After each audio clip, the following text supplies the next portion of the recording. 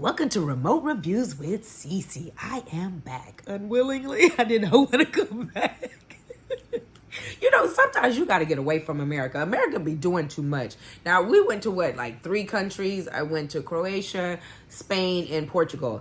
And I didn't have any kind of racial profiling. I didn't fear for my life. I was at peace. I didn't argue with anyone. I did get into it with this one little lady.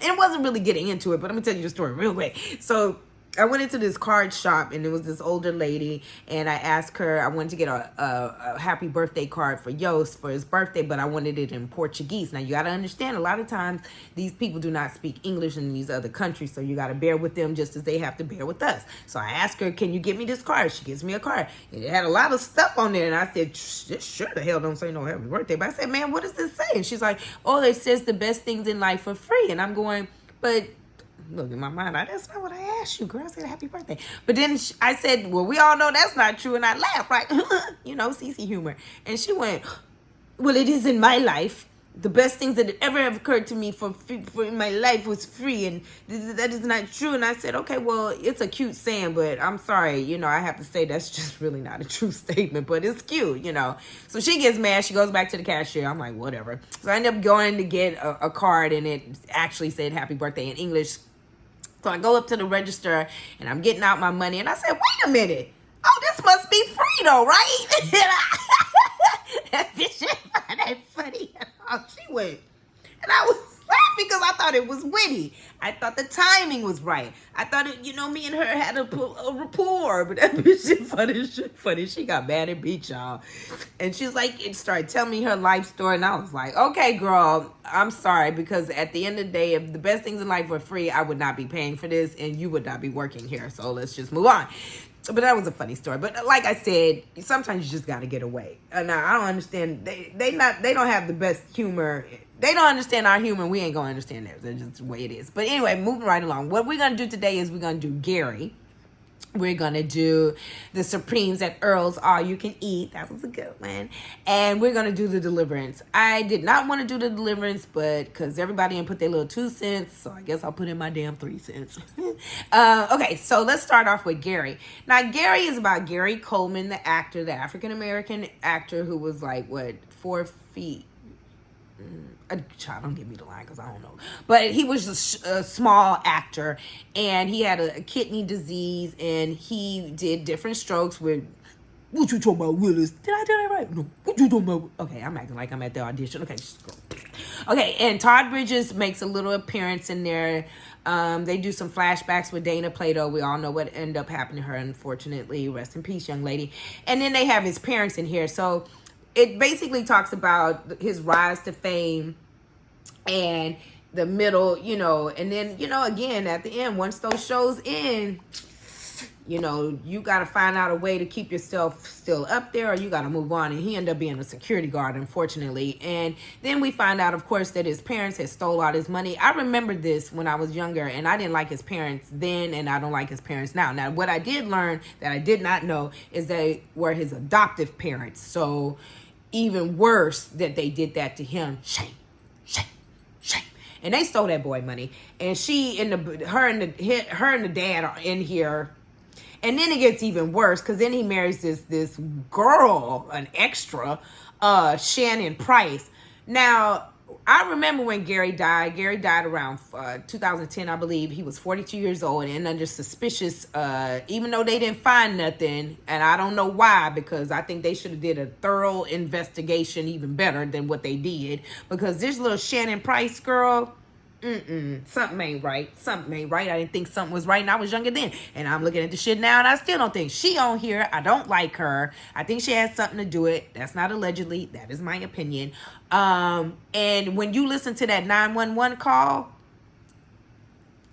that girl is evil. That girl is a horrible person. If you listen to that 911 call, and you even see her now, she has no empathy. She's very I don't like her. I think she has something to do with it.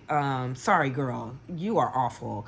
So watch that. I give that a 4.5 remote.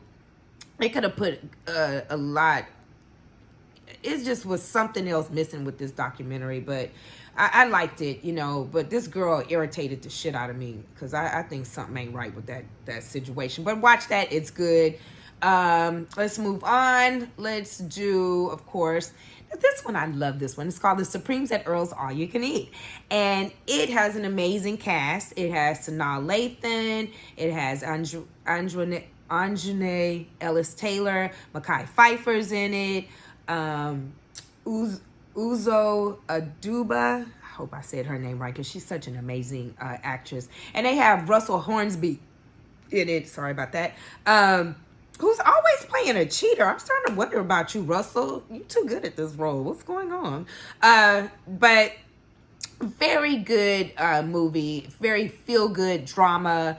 Music's great. If you are in my era and you remember like Steel Magnolias or Fire Green Tomatoes, remember that one with and I think the other one was Shirley MacLaine in it. She might have been in both of those. But it's that like the black version of that. It tells about three young girls in high school, and it goes up into their 50s and their friendships, the ups and downs, the marriages, the love life, secrets. It's great. I loved it. That's on Hulu. So make sure to watch that. I definitely give that one a 4.5 stars, only because it's slow sometimes. And I feel like the acting was great. Don't get me wrong, but Sanaa just to me didn't give her 110% in this one. I felt like something else was on her mind or something. She was okay. I've seen her do better work. So make sure to watch that one. I love that one. So I give that one a 4.5 remote. So, and let's get down to Deliverance.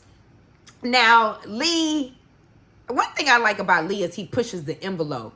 And I didn't want to watch this. I was like, because I already knew it was going to be like the Black Exorcist. And the Exorcist scared the shit out of me when I was a child, but I can deal with it now because I'm an adult. I don't feel like if I watch a movie, suddenly evil spirits are going to jump on my back and oh my God. I mean, some of the things I had heard and read with people in their critiques is just ridiculous. I mean, we deal with evil every day. Like, we just saw evil with this boy shooting up a school yet again. Watching it on TV is not going to, I mean, that's just ridiculous, but whatever. So here, we have Andra Day. She was good in it. We have Glenn Close. Now, you know what? So Glenn Close, it actually just amazed me that this woman has not won an Academy Award. If you know her work from Dangerous Liaisons, from Fatal Attraction, The Natural, I mean, her work is so amazing.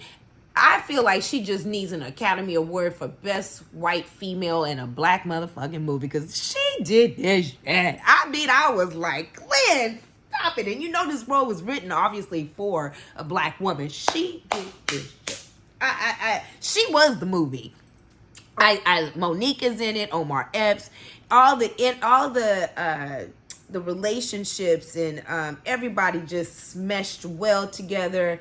I loved Glenn in every what do you want to say? Every scene she was in, she just tore it up. And the only thing I did not like, I was kind of unhappy with, is that he didn't use Monique enough to me. And once you cut Glenn out, to me, I just stopped watching. Because she was the movie, and then the ending really didn't make sense to me because she was the least religious, you know, and faith-driven person. So how on earth did she win? But, you know, if you kind of take this movie a little deeper, you could see he was also trying to, I believe, I'm not, you know, this is something that I thought about, talk about family drama, you know, and, I mean, family trauma, you know, the hell, can't even say the word, trauma in families, you know, and that was very interesting if you take that point of view of looking at the trauma that most families have and generational trauma. I felt like had he did a little bit more, it's something like I feel like was missing on that. But outside of that, Glenn was amazing in this. My favorite part in this is when Lee, when you took it back to Valley of the Dolls, and her braiding the hair and them repeating the words of Patty Duke. I was like, you go, boy. So I thoroughly enjoyed this. You know, I just love that he took a chance on something like this. I loved it. Oh, I want to also throw out there that Miss Lawrence was in this as well. But this was good. I liked it. I didn't see anything wrong with this movie. It's not a horror flick. It's not scary.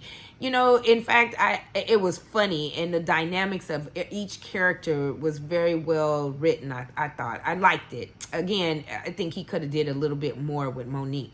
But that being said, I hope you guys are watching my podcast. I'm going to try to do every week, obviously, and do my podcast with guests every other week, or twice a month. And of course, it's depending on my time and my travels.